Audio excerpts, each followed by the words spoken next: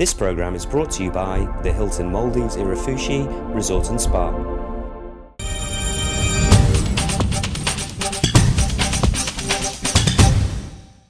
Hello, this is Telly Andrews and welcome to Travel Daily's Travel Channel.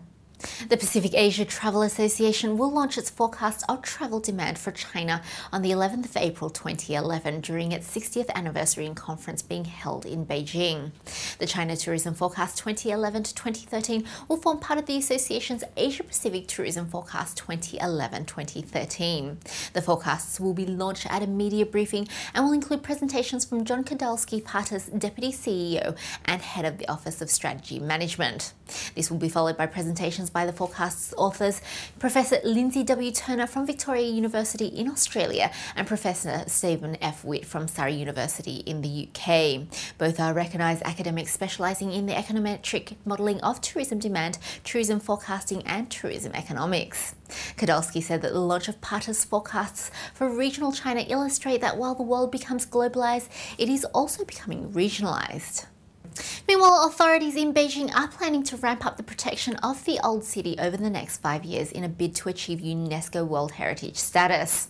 The development will focus on the historic areas connecting the former city gates running between north and south of the Chinese capital.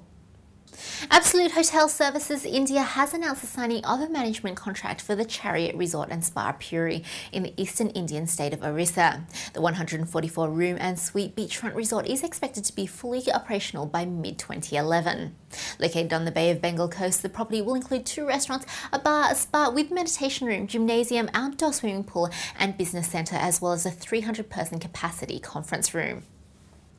Meanwhile, the number of Australians taking cruise holiday reached an all-time high in 2010, according to figures released yesterday. The International Cruise Council Australasia revealed that cruise passenger numbers surged 27% last year. Since 2002, the number of Australians taking cruise holidays has risen 306% with an average annual growth rate of 19%. The annual growth in Australian cruise passenger numbers in 2010 was one of the highest of any countries, with only New Zealand registering a larger increase of 36%.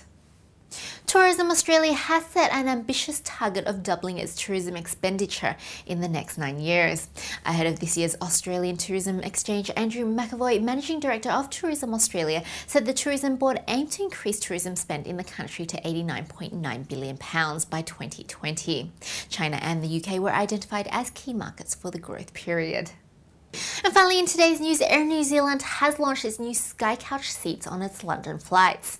The economy lie flat seats were sold out on the airline's inaugural B777-300 flight from London to Auckland via Los Angeles on Saturday.